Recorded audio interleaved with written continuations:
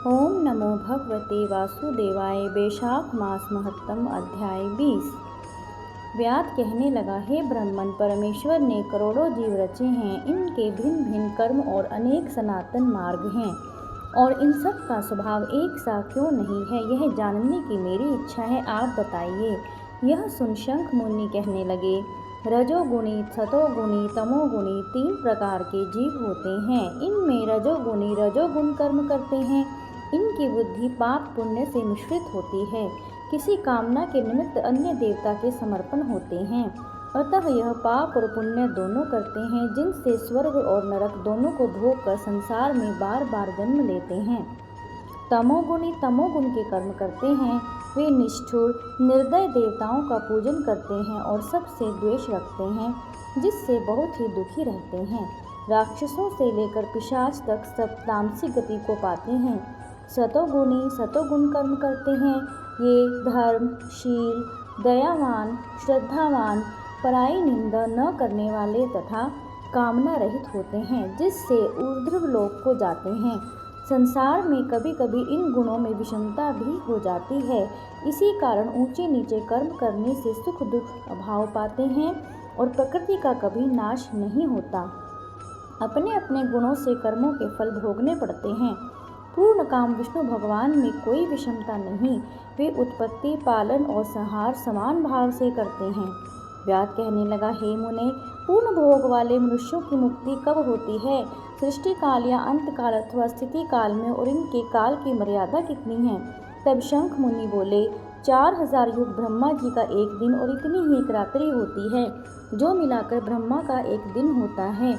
15 दिन का एक पक्ष और 2 पक्ष का एक मास, 2 मास की एक ऋतु, 3 ऋतुओं का एक अयन होता है, और 2 अयन का एक वर्ष होता है। इसी प्रकार ब्रह्मा जी के 100 वर्ष व्यतीत होने पर ब्रह्मकल्प पूरा होता है। वही प्रलय का समय है, ऐसा देवताओं का मत है। प्रलय 3 प्रकार की होती है। एक मानव प्रलय, जब मनुष्यों का अंत होता है। दूसरी दैनंदिन प्रलय, ब्रह्मा जी के दिन की समाप्ति के समय होती है। तीसरी ब्रह्म प्रलय, जो ब्रह्मा जी के लय के समय होती है। 14 मनु के प्रलय होने पर एक दैनंदिन प्रलय होती है। इन प्रलयों की उतनी ही अवधि पर्यंत स्थिति रहती है। मनवंतर प्रलय में भूर भुवः स्वः तीनों लोकों का लय होकर चेतन जीवों का ही नाश होता है। लोकों के स्वरूप का नहीं, केवल उन लोकों में पूर्ववत जल प्लावन हो जाता है। अंत में चेतन जीवों की पुनः उत्पत्ति होती है। और हे व्यास, दैनंदिन प्रलय में ब्रह्मा जी के शयन करने पर चेतन अधिभूत जीवों सहित लोकों और लोकज सबका नाश होता है। केवल सत्य लोक रह जाता है।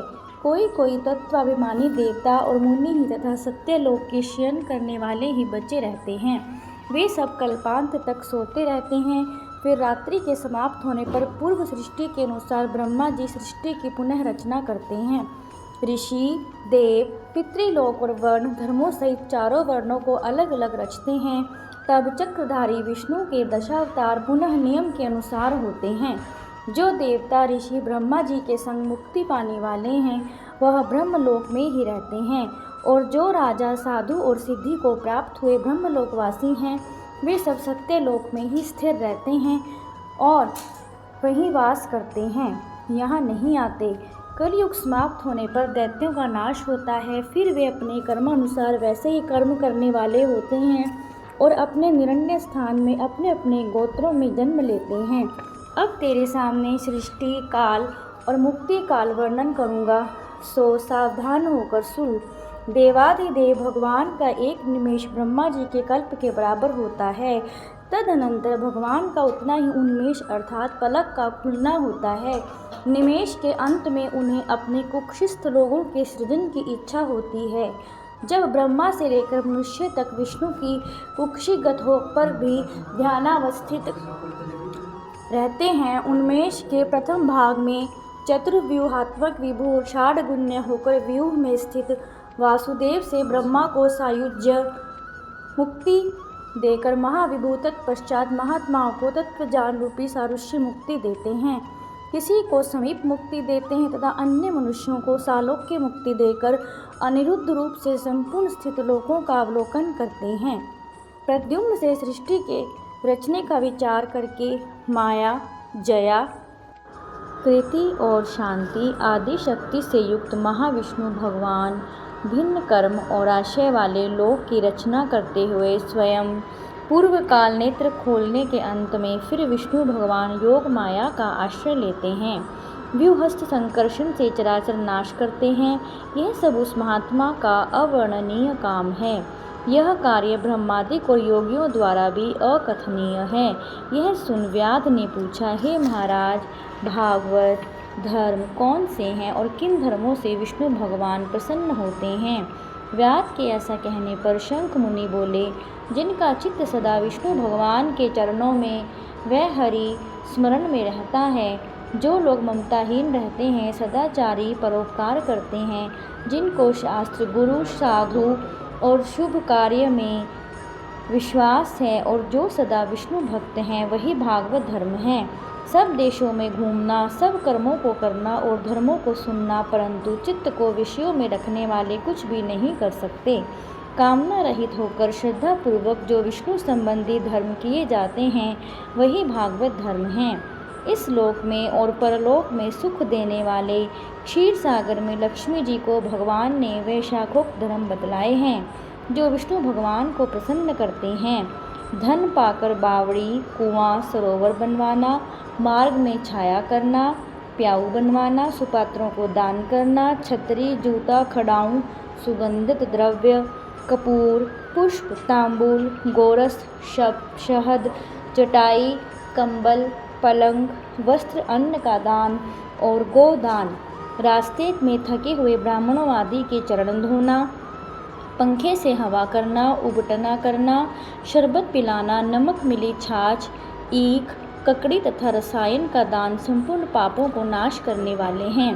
पितृश्वरों को तर्पण करे, तेल उपटन छोड़ दे, कांसे के पात्र में भोजन ना करे, निषिद्ध भोजन और व्यर्थ विवाद ना करे, लौकी, गाजर, तोरई, चौलाई, बैंगन, मसूर, मूली, गुलर, बेलफल, लसोड़ा का सेवन वैशाख में भूल करके भी ना करे, नहीं तो चंडाल की योनि में जन्म लेकर 100 जन्मों तक पशु बनेगा। मधुसूदन भगवान की प्रसन्नता के लिए प्रातःकाल स्नान कर, विष्णु भगवान की प्रतिमा बनवा, वस्त्र आभूषणों से सुसज्जित कर, नित्य कर्म करके पूजन करे और वैशाख महात्म्य की कथा मन लगाकर सुनी तथा ब्राह्मणों को भोजन करा, दक्षिणा सहित प्रतिमा ब्राह्मण को अर्पण करे। वैशाख की द्वादशी को दही और अन्नदान, जल का घड़ा, तांबूल, फल और दक्षिणा योग्य ब्राह्मण को दे। धर्मराज को प्रसन्न करने के लिए दही और अन्न, तांबूल, दक्षिणा दान करें। पहले दही और अन्न से पितृश्वरों की तृप्ति को अक्षत दें, फिर गुरु और विष्णु को दे तथा यथाशक्ति गोदान कर वैकुंठ प्राप्ति के निमित्त विष्णु भगवान से प्रार्थना करें। ऐसा करने से सब पापों से छूट अपने 100 कुलों को उद्धार कर सूर्यमंडल को भेद विष्णु के परम धाम को जाता है। जब श्रुतदेव जी वैशाख मास के धर्मों की कथा कह रहे थे, इतने में ही वहाँ पंचशाखी वृक्ष पृथ्वी पर गिर पड़ा और उस वृक्ष की कोटन में से एक बड़ा भयंकर सर्प तत्काल पाप रूपी देह का त्याग कर हाथ जोड़ सिर झुका वहाँ बैठ गया।